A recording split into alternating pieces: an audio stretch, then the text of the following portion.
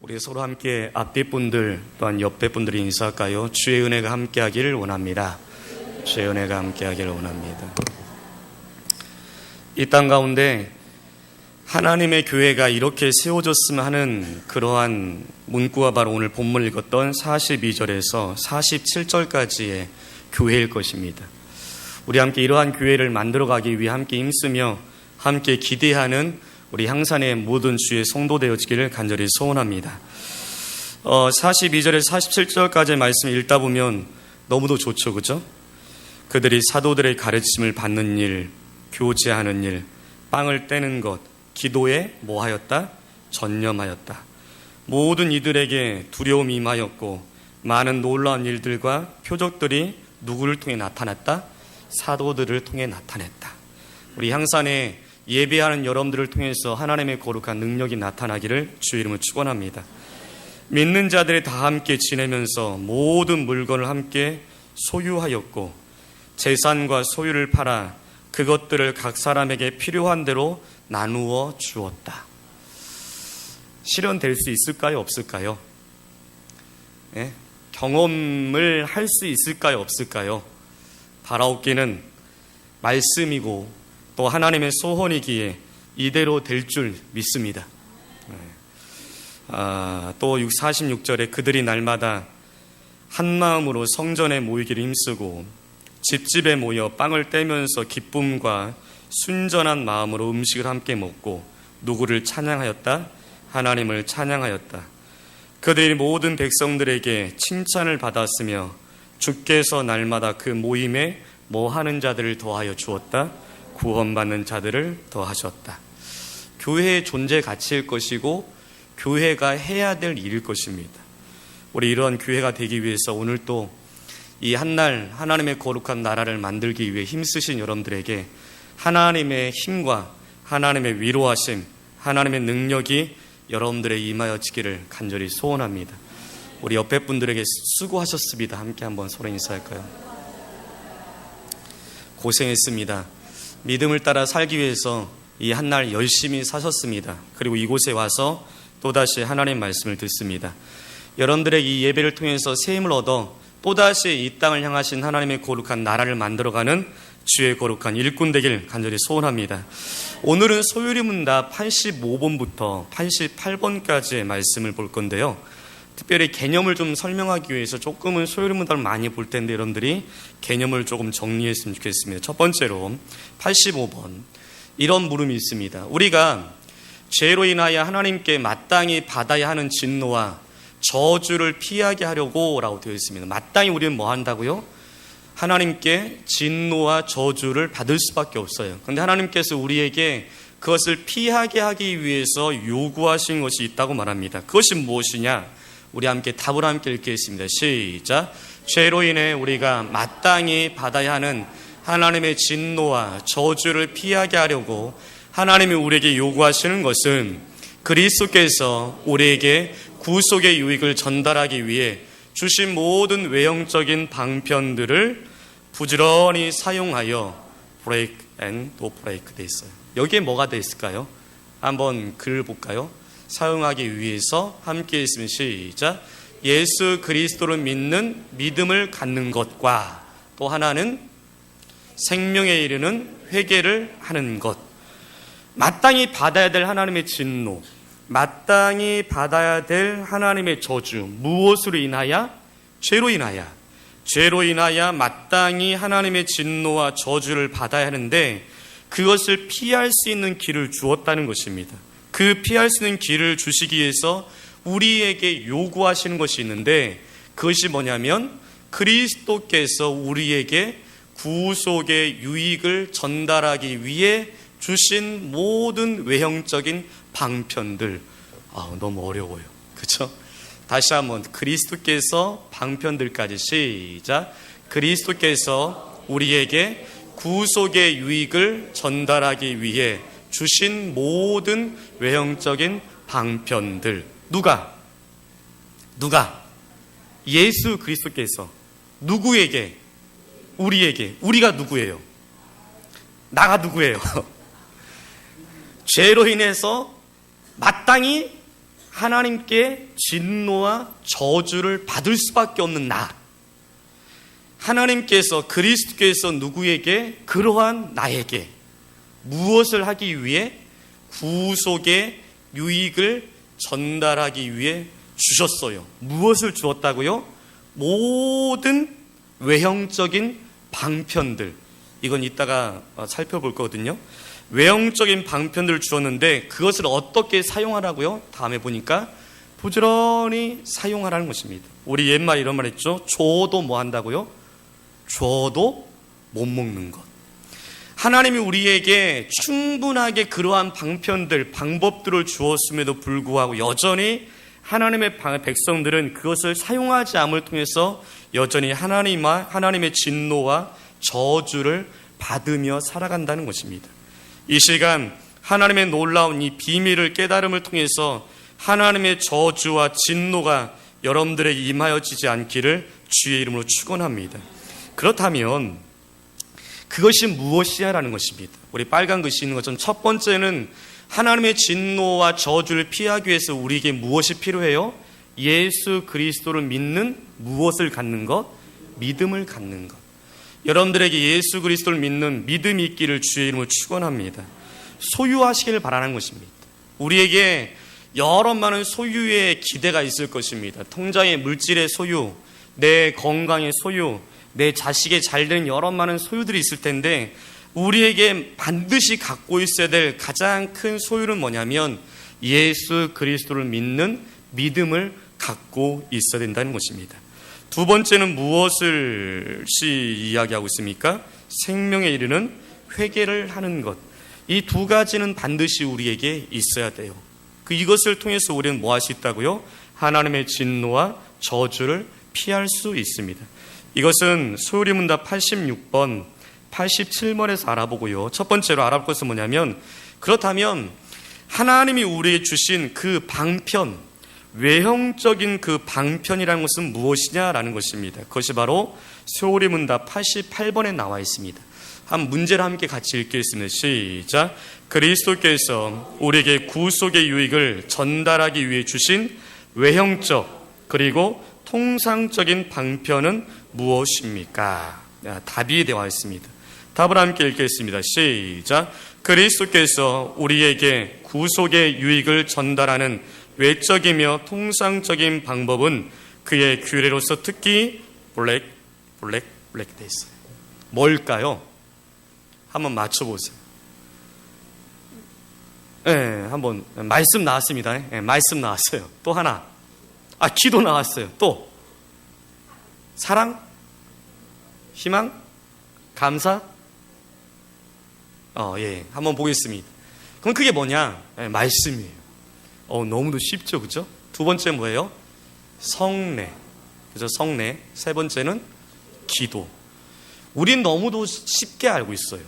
너무도 잘 알고 있습니다. 그러나 왜 여전히 하나님의 백성들이 하나님의 진노와 저주 아래 살아갈 수밖에 없느냐라는 것입니다. 하나님은 이렇게 말합니다. 마땅히 우리에게 알고 있는 사실, 그러나 그것을 뭐하지 않기 때문에, 부지런히 사용하지 않기 때문에 여전히 우리는 하나님의 진노와 저주 아래서 살아갈 수밖에 없다는 것입니다. 그래서 이렇게 이야기하고 있죠. 다시 한번 답을 함께 읽겠습니다. 시작. 그리스도께서 우리에게 구속의 유익을 전달하는 외적이며 통상적인 방법은 그의 규례로서 특히 말씀과 성례와 기도입니다. 이 모든 방편은 택함을 받은 자들에게 구원을 얻는데 뭐하다? 유익하다. 이렇게 유익한 말씀과 성례와 기도가 있음에도 불구하고 우리는 부지런히 사용하지 않기 때문에 좀 전에 말씀했던 것처럼 하나님의 진노와 저주를 피할 수 없다는 것입니다. 그래서 마태복음 28장 19절에서 20절에 이렇게 우리에게 말씀합니다. 그러므로 너희는 가서 모든 민족을 제자로 삼아서 그들에게 아버지와 아들과 성령의 이름으로 세례를 주고 내가 너희에게 명령한 모든 것을 가르쳐 지키도록 하라. 보아라, 내가 세상 끝날까지 항상 너희와 함께 있을 것이다. 하나님은 우리에게 적극적인 요구를 하신다는 것입니다. 단순히 그냥 나 자신, 나에게만 하나님의 진노와 저주가 임하지 않기 위해서 아까 좀 전에 우리 85문에서 봤던 것처럼 예수 그리스도를 믿고 또한 생명에 이르는 회개를 이루기 위해서 말씀과 성례와 기도에 참여하는 것으로 만족하는 것으로 끝나지 아니하고 우리를 통해서 모든 민족들에게 제자를 삼아서 그들에게 아버지와 아들과 성령의 이름으로 그들에게 세례를 주게 하고요. 또한 하나님께서 말씀을 통해서 말씀하신 그 말씀을 뭐 하도록? 가르쳐서 언제까지? 지킬 때까지 우리에게 하나님께서 명령하고 있다는 것입니다.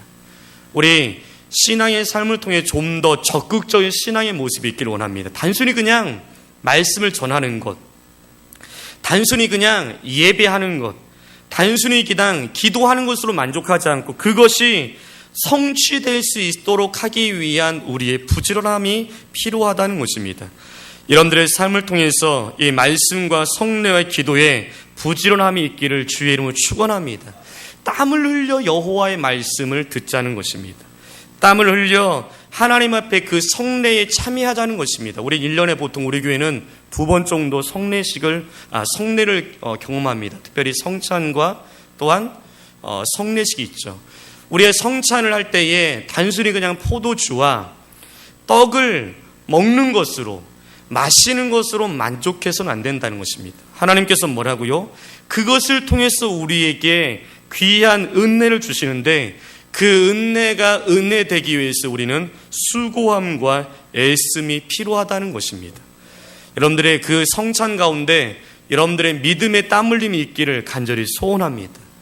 이 말이 참 어떻게 보면 설명의 표현이 조금 어색하죠. 성찬을 받을 때에 믿음의 수고가 필요하다. 이 포도주는, 여러분들이 잘 알고 있는 이 포도주는, 또한 여러분들이 잘 알고 있는 이 떡은 단순히 그냥 우리가 쉽게 입에 넣어 소화시킬 수 있는 그것이 아니라는 것입니다. 그 피는 우리를 위해서 흘리신 예수 그리스도의 피라는 것입니다. 그렇다면 우리는 그 피를 마실 때에, 그 포도주를 마실 때에 우리는 또 다른 믿음의 수고가 있어야 된다는 것입니다. 단순히 그것을 누림을 통해서만 우리가 만족하지 말고 그것을 먹기 위한 예수 그리스도의 고난, 예수 그리스도의 피 흘림을 우리가 충분히 우리가 상기하고 기억하고 묵상한 후에 함께 그것을 참여하자는 것입니다. 우린 떡을 그냥 쉽게 입에 넣을 수 있습니다. 그러나 그 떡은 여러 많은 로마 군병들에게 의하여서 찢겨진 살입니다. 또한 그 살은, 그 떡은 또한 옆 창자국과 아니면 가시면류관, 그리고 십자가의 그 큰 모술이 인하여서 바로 떨어져 나가버린 우리를 위한 생명의 몸이라는 것입니다. 그렇다면 우리가 성찬의 떡과 포도주를 마실 때마다 믿음의 수고를 드리자는 것이죠. 그냥 쉽게 먹고 마심이 아니라 충분히 그것을 하나님 앞에 묵상함을 통해서 존귀하게, 고귀하게 받자는 것입니다. 우리는 늘 기도가 습관화되어 있습니다.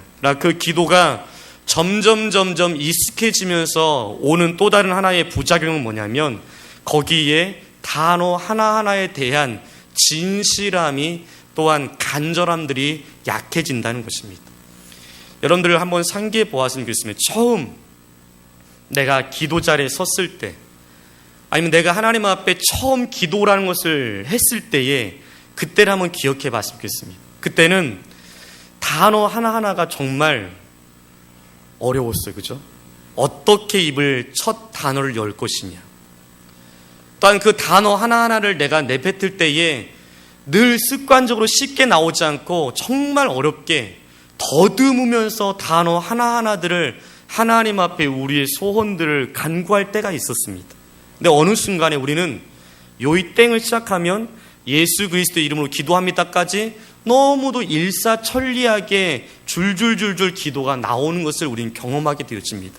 근데 그 속에 맞아요. 하나님 앞에 기도함이 익숙해지고 또한 그것을 통해서 줄줄줄 기도 나오는 것은 좋습니다. 그러나 그 속에 정말 그 단어 하나하나 속에 간절함이 담겨져 있느냐라는 것입니다. 늘 위해 썼던 기도의 단어들이 있잖아요. 그죠? 처음에는 기도의 단어들이 생소했었는데 자주 사용하다 보면 이제 레파토리가 있어요. 그래서 아로 시작했으면 이후에 다로 끝나기 이렇게 딱 틀이 잡혀 있어서 이제는 뭐 다른 생각, 집에서 가스레인지에 김치찌개를 할 때 어떻게 끓일 것인가를 생각하면서도 우리는 기도할 수 있게끔 습득되어질 수 있는 그러한 단계까지 오신 분들이 있을 것입니다. 그러나 바라옵기는 우리 처음 존귀하신 하나님 앞에 단어 하나하나를 정말 더듬거리면서, 그러나 그 단어 하나 속에 내 모든 진실과 간절함이 담겨 있었던 그때를 기억하시며 하나님 앞에 부지런히 기도하는 주의 백성 되기를 간절히 소원합니다. 그때는 긴 시간은 기도하지 못했어요. 그때는 긴 문장을 가지고 기도하지 못했으나 그때는 진실함이 있었습니다.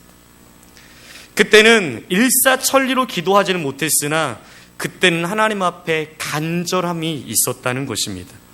하나님 우리의 기도를 주었습니다. 기도는 저 세상 사람들이 말하는 주문에 의해서 그냥 중원부원 되어지기 위한 기도가 아니라는 것입니다. 하나님께 우리의 마음, 우리의 연약함, 우리의 불가능을 내가 할 수 없기에 하나님 앞에 토로하는 마음으로 드려지는 소리가 바로 기도라는 것입니다. 여러분들의 기도 가운데 애씀과 수고함과 땀 흘림이 있기를 간절히 소원합니다. 저도 설교 자리에 서고 또 기도의 자리에 서고 또한 여러 많은 가르치는 자리에 서다 보니까 하나 바뀐 게 있어요. 그것이 뭐냐면 옛적보다 땀이 덜 흘리더라고요.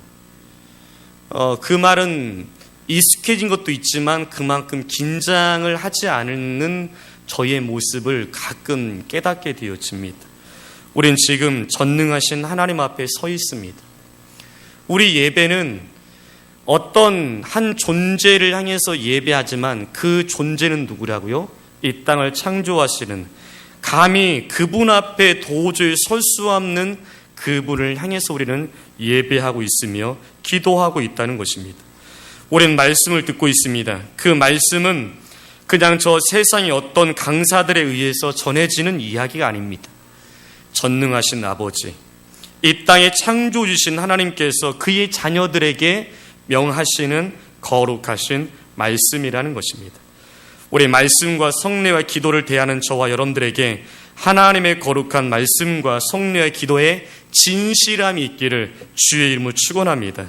사도행전 2장 42절에 말합니다. 그들이 사도들의 가르침을 받는 일과 교제하는 일과 빵을 떼는 것과 기도에 뭐하였다? 전념하였다. 하나님을 어떻게 사랑합니까? 라고 묻자 예수님께서 말합니다. 너희는 나를 사랑할 때에 어떻게 사랑하냐면 마음을 다하여라, 성품을 다하여라, 힘을 다하여라, 목숨을 다하여라. 그래서 너희 하나님을 사랑하라 말씀합니다. 이 다한다는 말은 뭐냐면 각자마다 능력은 다 달라요. 그런데 이 다함에는 100이란 능력을 다 충족시켜서 그 100을 가진 사람들이 100을 향해서 달려가는 것이 다함이 아닙니다. 다함이라는 것은 뭐냐면 우리 각자에 주어진 그 능력의 한계들이 있습니다. 그 능력의 한계에 다다를 때까지 하는 것이 바로 다함입니다. 마치 예를 들어서 42.19km를 뛰는 마라톤 선수에게 그 긴 여정 속에서 다함이 뭐냐? 마지막 그 피니시 라인까지 올 때까지 뭐 하는 것? 내가 갖고 있는 모든 에너지를 다 써서 마지막 그 라인까지 가는 것이 바로 다함입니다. 근데 어떤 이들은 42.19km를 피니시 라인까지 도착을 하지만 어떤 이들은 뭐 한다고요? 쉬면서 그 라인을 도착하는 사람들이 있습니다. 근데 여기서 다함이란 것은 뭐라고요? 마치 우리가 옛날 동화의 이야기처럼 토끼와 거북이의 이야기를 들 수 있습니다. 누가 능력이 더 많아요? 토끼가 능력이 더 많습니다. 그래서 경주를 하면 마땅히 당연히 토끼가 이깁니다. 근데 그 예화 속에서 가장 우리 깨닫게 되는 메시지 중에 하나가 뭐냐면 비록 능력은 토끼보다 부족합니다. 그러나 거북이가 갖고 있는 그 능력을 최선을 다하여서 걸어가서 마침내 마지막 그 라인까지 오는 것을 이야기하고 있습니다. 우리 다함, 우리 수요 예배에 1시간이라는 시간이 있습니다. 이 1시간의 시간 속에 여러분은 어떻게 다하시겠습니까? 우리 하나님 앞에 우리의 이 시간이 하나님 앞에 다함이 되어지는 전념하는 거룩한 주의 거룩한 시간 되어질 간절히 소원합니다. 사도행전 2장 46절에 말합니다. 그리고 날마다 한마음으로 성전에 모이기를 힘쓰고 집집에 모여 빵을 떼면서 기쁨과 순전한 마음으로 음식을 함께 먹고 하나님을 찬양하였다라고 말합니다. 여기에 보니까 힘쓴다라고 되어 있습니다. 가르쳐 지키도록 하고요. 또한 전념하였고 힘쓰는 것이 바로 오늘 우리에게 향하신 하나님의 거룩한 뜻이라는 것입니다.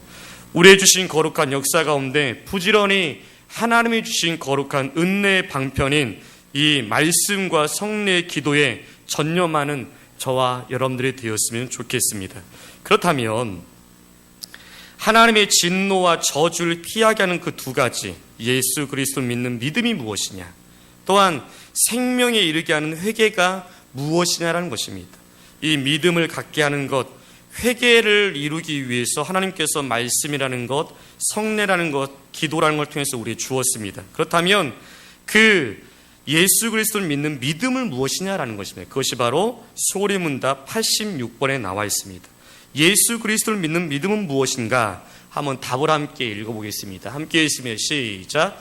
예수 그리스도를 믿는 믿음은 곧 구원의 은혜인데 복음으로 우리에게 계시된 바대로 구원을 얻기 위하여 우리가 오직 예수님만을 영접하고 의지하는 것이다. 하나님의 진노와 저주를 피하기 위해서 예수 그리스도를 믿는 믿음을 가져야 됩니다. 근데 그 믿는 믿음은 무엇이라고요? 그것은 바로 예수님을 영접하고 의지하는 것입니다.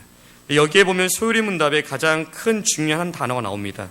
그 믿음조차도 누가 주시는 뭐라고요? 하나님이 주시는 구원의 은혜라는 것입니다. 비록 말씀이라는 것, 성례라는 것, 기도라는 것을 통해서 우리에게 방편, 외형적인 방편은 주었으나 그조차도 누가 허락하지 아니한다면, 하나님께서 허락하지 아니한다면 그조차도 이루어질 수 없다는 것입니다. 그래서 예수 그리스도를 믿는 믿음은 곧 뭐다? 구원의 은혜라는 것입니다. 그래서 그 은혜로 말미암아 우리가 예수 그리스도를 믿는 믿음이라는 것은 예수님을 영접하는 것이고 의지하는 것입니다. 그렇다면 예수님을 영접한다는 말이 무엇일까요? 예수님을 영접한다. 이게 뭘까요? 어떤 예수님을 영접하시겠습니까? 내게 금을 주시는, 내 통장에 물질을 주시는, 건강을 주시는 그 예수님을 영접하시겠습니까? 내 소원을 충족시키고 내가 기도하는 모든 것들을 채워주시는 그 예수님을 내가 영접하시겠냐 이 말입니다. 어떤 예수님을 영접하냐 이 말입니다. 성경은 말합니다. 너희는 그리스도를 영접하고 또한 주를 영접하라고 말합니다. 우리 예수님을 영접하는데 그 예수님을 어떠한 예수님을 영접할 것이냐라고요? 우리의 죄에서 구원하실 그리스도 되신 예수님을 영접하는 것이고요. 또한 나의 하나님 되시는 예수 그리스도를 영접하라는 것입니다. 이것을 우리가 깨닫지 못한다면 저 세상 사람들이 믿고 있는 신을 믿는 것과 별반 다를 바가 없습니다. 우리는 어떤 예수님을 영접하자고요? 나를 죄에서 구원하신 그리스도이신 예수님, 그리고 또한 하나님이신 예수님을 영접하라는 것입니다. 그래서 사도행전에 보면 너희가 기억할 것은 뭐냐면 예수는 누구냐? 예수는 그리스도시고 주라는 것입니다. 내가 믿고 있는 예수님은 그리스도십니다. 내가 믿고 있는 분은 하나님이신 주라는 것입니다. 그러한 예수님을 내 마음속에 영접할 때 비로소 하나님의 진노와 저주에서 피할 수 있다는 것입니다. 여러분들 안에는 어떤 예수님을 영접하고 있냐 이 말입니다. 우리 그 예수님을 영접할 때에 주 되시고 그리스도 되시는, 그로 말미암아 나의 모든 죄에서 구원하신, 그리고 오직 예수 그리스도의 말씀에 따라서 나의 삶이 좌지우지 되어지는 그러한 주 되신 하나님을 영접함을 통해서 여러분들이 하나님의 저주와 진노에서 피함이 되어지기를 간절히 주의 이름을 축원합니다. 또한 두 번째, 하나님의 진노와 저주에서 피하기 위해서 우리의 필요한 것은 생명에 이르게 하는 회개라는 것입니다. 그래서 87문에 보면 이렇게 물음이 되어 있어요. 생명에 이르는 회개는 무엇이냐? 답을 함께 읽겠습니다. 시작. 생명에 이르는 회개는 곧 구원 얻는 은혜인데 이로 말미암아 죄인이 자기의 죄를 참되게 느낍니다. 또한 그리스도 안에서 하나님의 긍휼하심을 깨달아 자기 죄를 슬퍼하고 미워합니다. 그리고 이어서 있습니다. 시작. 그리고 죄에서 떠나 하나님께로 돌아서며 새롭게 순종하기로 굳게 결심하고 지속적으로 힘써 순종하는 것입니다. 회개란 무엇이냐 이 말입니다. 그것을 소요리 문답에서는 또다시 생명에 이르는 회개가 있기 위해서 하나님의 구원의 은혜가 필요하다는 것입니다. 내가 하나님 앞에 회개하는 것조차도 누구의 은혜라고요? 하나님의 은혜라는 것입니다. 그렇다면 회개는 무엇이냐? 첫 번째는 자기의 죄를 참되게 느끼는 것입니다. 다시 말해서 자각하는 것이라는 것입니다. 내가 죄를 범했을 때 이것이 죄구나 라고 느껴지는 것이 회개의 시작입니다. 우린 점점점 이 땅을 살아가면서 죄가 무뎌지게 되어집니다. 그래서 이제는 큰 죄를 짓지 않고는, 세상이 말하는 큰 죄를 지지 않고는 그렇게 크게 우리 마음에 뼈저리게 죄에 대한 느낌들이 점점점 사라져가는 것들이 혹 우리의 모습이 아닌가 생각이 들어집니다. 우리가 기도할 것은 하나님, 우리에게 죄를 참되게 느낄 수 있는 민감함을 주옵소서 기도하는 우리가 되었으면 좋겠습니다. 이것을 통해서 비로소 회개는 시작되어집니다. 두 번째는 뭐냐면 깨닫는 것으로 끝내면 안 됩니다. 그것을 느끼는 것으로 끝내서는 안 된다는 것입니다. 온전한 회개가 있기 위해서 두 번째 필요한 것은 뭐냐면 자기 죄를 뭐하고 뭐 한다고요? 슬퍼하고 또한 미워해야 됩니다. 내가 죄를 지었어. 이게 죄구나 라고 느꼈어요. 그것을 끝나면 안 된다고요. 그것이 이제 어떻게 해요? 내 그 지었던 죄에 대해서 나는 뭐 해야 돼요? 슬퍼해야 돼요. 나는 버러지 같은 존재밖에 안 되는구나. 내가 또다시 하나님 앞에 기도하고 하나님 말씀대로 살려고 애썼으나 또다시 내가 하나님 앞에 죄를 지을 수밖에 없구나. 내 자신을 향해서 슬퍼하며 미워하는 자복하는 마음이 있어야 된다는 것입니다. 첫 번째는 자각이고요. 두 번째는 자복입니다. 그리고 이것을 끝내서는 안 된다는 것입니다. 세 번째, 온전한 회개가 있기 위해서는 그 다음에 보니까 죄에서 뭐 하자고요? 떠나라고 됐습니다. 죄에서 떠나, 그리고 그 방향을 어디로 틀어야 돼요? 하나님께로 돌아서는 것이 회개입니다. 회개 첫 번째 뭐 하자고요? 느끼자. 두 번째 뭐 하자고요? 그 죄에 대해서 슬퍼하고 미워하자. 그래서 첫 번째는 자각하자, 두 번째는 자복하자. 그리고 세 번째는 뭐라고요? 그 슬퍼하고 미워했던 그 죄의 자리에서 떠나 누구에게 향하여 걸음을 걷는 거라고요? 하나님께로 돌아서는 것입니다. 예전에 보면 이런 그림 묵상이 하나 있었습니다. 회개란 무엇이냐라고 큰 타이틀이 있고요. 그림에 보니까 한 사람이 길을 걸어가고 있어요. 근데 여기는 죄의 길이고 죄의 목적지고 여기는 하나님의 의의 목적지예요. 근데 이 한 사람이 죄의 목적지를 향해서 열심히 달려가고 있습니다. 근데 어느 순간에 그 사람이 길 걸음을 딱 멈췄어요. 그리고 자신이 걸어왔던 걸음의 길을 보니까 지금 자신이 어디를 걷고 있어요? 죄의 목적지를 향해서 걷는 모습을 깨닫게 되었어요. 그래서 그 자리에 엎드려서 펑펑 울게 되어집니다. 나는 예수 그리스도의 은혜로 말미암아 구원을 받았고 마땅히 내가 멸망받을 수밖에 없었던 존재인데 하나님께서 나를 사랑하셔서 하나님의 자녀로 삼아 주었는데 내가 지금 뭐 하고 있어요? 죄의 길을 향해서 열심히 달려가고 있는 자신의 모습을 깨닫고 그 자리에서 마치 다윗이 그 침상을 눈물로 적셨던 것처럼 펑펑 눈물을 흘리고 있는 장면인 그림이 그려 있습니다. 근데 잠시 후에 다음 넥스트 그 그림에 보니까 그 사람이 눈물을 막 닦아요. 지금까지 콧물도 닦고, 그다음에 침 흘리는 것도 닦고, 다 깨끗이 닦아요. 그리고 어떻게 해요? 다시 몸을 추스리고 단추를 매고 허리띠를 다시 조이고 다시금 죄라는 목적지를 향해서 열심히 달리는 것입니다. 마치 우리가 그런 것 같아요.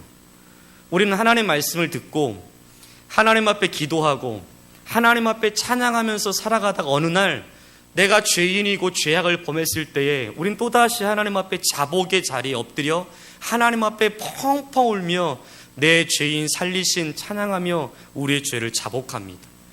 콧물, 눈물, 침까지 흘러가면서 하나님 앞에 모든 것을 다 기도하며 회개하며 후련한 마음으로 이제 그 자리를 일어납니다. 그리고 흘렸던 콧물 닦고 흘렸던 눈물 닦고 허리띠를 다시금 조여매고 다시금 어떤 길을 가고 있다고요? 또다시 죄의 길 향해서 걸어가고 있는 모습이 혹 우리의 모습이 아닌가 생각이 들어집니다. 참된 회개는 죄에서 떠나 터닝을 하는 것입니다. 그래서 내 걸음을 과감하게 다시금 바꾸는 것이 바로 온전한 회개라는 것입니다. 그리고 마지막에 있을 것이 뭐라고요? 함께 마지막에 있습니다. 새롭게 시작. 새롭게 순종하기로 굳게 결심하고 지속적으로 힘써 뭐 하는 것이다? 순종하는 것이다. 누구의 힘으로? 내 힘이 아니에요. 성령의 전적인, 그래서 성령 충만이라는 말은 뭐냐면 비거 속에 성령이 10% 와 있어요. 근데 기도를 됐다마니 하면 성령이 오셔가지고 비거 속에 100%의 성령이 오시는 것이 성령 충만이 아닙니다. 이미 성령은 전능하신 하나님은 우리 안에 계십니다. 우리가 기도하고 우리가 뭐 큰 에너지를 쓴다고 해서 성령이 저 하늘에서 오셔서 우리의 빈자리에 막 채워주는 것이 성령 충만이 아니라는 것입니다. 이미 하나님은 퍼펙트하게 전능하신 하나님은 이 안에 계십니다. 근데 그 하나님이 우리 삶 속에서 전능하신 하나님을 우리가 경험되기 위해서 우리가 그 성령 하나님을 우리가 신뢰하고 의지하고 내어 맡기는 삶이 바로 성령 충만이라는 것입니다. 우리가 이 시간에 참된 회개는 무엇이라고요? 우리는 죄를 범할 수밖에 없습니다. 그러나 여전히 나의 연약함을 늘 인정하고 그러나 여전히 내 안에서 역사하신 그 성령 하나님을 늘 의지하며 내 생각, 내 의지, 내 생각이 아닌 내 안에 이미 계시는 그 성령님 하나님 앞에 모든 것을 의탁하며 그분 앞에 우리의 모든 삶을 내어드리는 것입니다. 그래서 늘 성령으로 말미암아 새롭게 순종하고 굳게 결심하고 지속적으로 순종하는 사람들이 계속 반복되어짐을 통해 우리는 마침내 성화라는 단계의 은혜를 경험할 수 있다는 것입니다. 하나님의 진노와 저주가 저와 여러분들에게 임하지 않기를 간절히 소원합니다. 그리하기 위해서 참된 예수 그리스도를 우리 마음속에 갖기를 간절히 소원합니다. 또한 참된 회개가 우리의 모든 삶 속에 날마다 반복되어지기를 원합니다. 그 가운데 역사하신 성령이여 우리의 모든 삶을 붙드사 그 성령의 은혜로 말미암아 우리의 그러한 삶들이 경험될 수 있도록 우리는 날마다 기도해야 될 것입니다. 말씀을 마감하기를 원합니다. 우리는 하나님의 은혜 가운데 살아가고 있습니다. 그러나 또다시 우리는 그 하나님의 은혜를 경험하지 못하고 또다시 죄의 자리에서 우리는 헤매고 있는 것이 우리의 모습이 아닌가 생각이 들어집니다. 육신의 소욕과 성령의 속에 살고 있는 이 땅 가운데 우리 성령이 우리 안에 날마다 역사하기 위해서 하나님의 자리를 우리의 삶의 터전에 드리는 그러한 믿음의 모습이 있기를 간절히 소원합니다. 그래서 오늘 또다시 우리는 기도합니다. 주여 우리를 붙들어 주옵소서. 나는 하나님 앞에 갈 수 없는 자이나 성령이 나를 붙들어 주시사 강권적인 성령의 은혜로 말미암아 내가 주 앞에 갈 수 있게 하여 주옵소서. 기도하는 저와 여러분들 간절히 소원합니다. 그래서 마침내 오늘 초대교회의 역사처럼 그들의 삶, 그 초대교회가 하나님의 거룩한 은혜로 말미암아 그들의 모든 백성들에게서 칭찬을 받으며 그로 말미암아 주께서 날마다 그 모임에 구원받는 자들을 더하여 주시는, 바로 주로 말미암아서 그 교회에 하나님 믿는 백성들로 말미암아 차고 넘치는 그 놀라운 하나님의 은혜를 경험했던 것처럼 오늘 우리도 하나님의 거룩한 은혜 안에 전능하신 하나님, 은혜로우신 하나님, 모든 것에 모든 것 되시는 그 하나님을 경험하며 날마다 하나님의 능력 안에 살아가는 저와 여러분들이 되어지기를 간절히 주의 이름으로 축원합니다.